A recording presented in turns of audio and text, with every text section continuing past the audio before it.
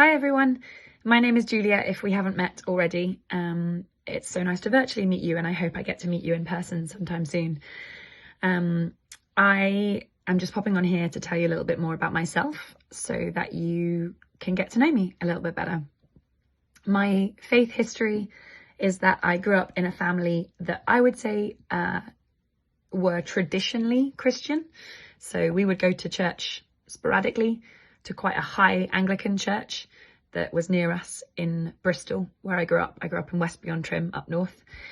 And so me and my brother sort of stopped going in our teenage years. We didn't really see the point of it. It was never supernatural faith in Jesus, and faith in the Spirit was never encouraged or talked about in that church as much.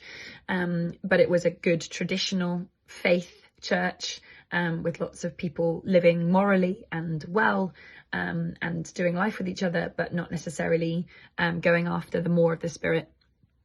And without that sort of supernatural layer, I think me and my brother decided that what was the point in church if it was just like a nice club that you went to with some relatively nice people. I went away to uni, and I met a girl in my final year who I lived with in my final year who was Christian, and she sort of slowly wore down my arguments against faith and Christianity in particular, and eventually encouraged me to come on to a lunchtime talk. The CU were putting on sort of a series of lunchtime talks about faith. The lunchtime talk was about how science and faith, science and Christianity don't have to be mutually exclusive, and they are actually linked in more ways than we realised and are complementary to each other. And I just came away from that talk with so many questions, and I realised that if I could come to a 20-minute lunchtime talk and come away with that many questions, then I clearly hadn't given Christianity and faith the time of day that I thought I had. So I signed up to a Christianity Explored course at a local church and went along to that. And partway through the course, I started praying, but it was very caveated. So it was very, if you're there and if you exist and if you're listening kind of prayers. And then around Easter time of my final year of uni in Durham, I realised that I was praying in my room, but I was praying with such a conviction that he knew me, that he existed, that he always had. And it was just really an about turn. My heart just pivoted there and then and believed. And the rest is history. I kind of came back to Bristol, got settled at Christ Church Clifton for many years, was worship pastor there for a while.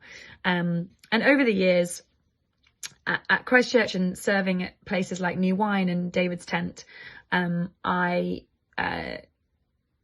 sort of migrated my gift of music from a secular performative history into worship, and what that gift of my voice and music looked like in a worshipful setting. And I moved to Hope about 2 years ago. I still love Christ Church and the community at Christ Church, but it was time for a shift because I was finding myself serving in so many large platformed spaces. I needed my local church, my day-to-day church, to be a place that wasn't that at all, wasn't trying to be a big slick machine, but actually was really reveling in the real. And I love that at Hope there is literally no platform, there is no physical stage, there is no lifted area. We're all on the same level, and I really treasure that, and I treasure the authenticity at Hope, that is just messy realness every Sunday, and that is what I need when I am serving in so many spheres and places that are different to that and that are platformed in a different way. So I'm very grateful for you all for welcoming me as part of Hope for the last 2 years now, and can't wait to linger with you guys longer and get to know you all a bit better.